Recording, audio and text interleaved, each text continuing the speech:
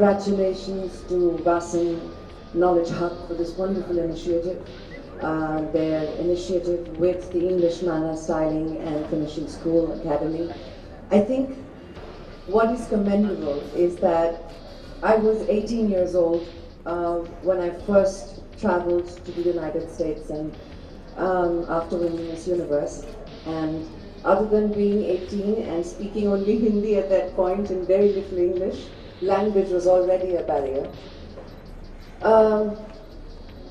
Pretty much my first public appearance was a disaster. I was in Mexico City as a state guest and the president's guest actually, sitting at the head of the table and not knowing that I need to start eating first to start the dinner, and I was very hungry.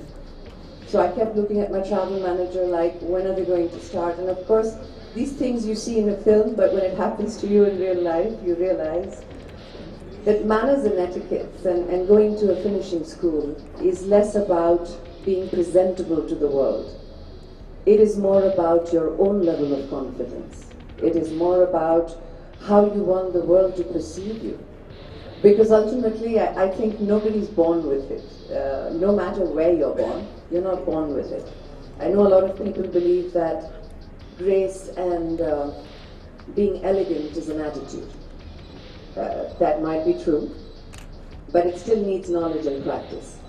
It needs people to aspire to want to be like that. But for me personally, I went back to the Miss Universe organization and said, help! I really felt like a lot of people on the dinner tables looked at me, and all state guests as well, like, poor thing, she's only 18.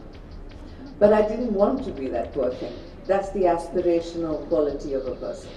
You want to say, I have a platform, and I want to rise above what is normal.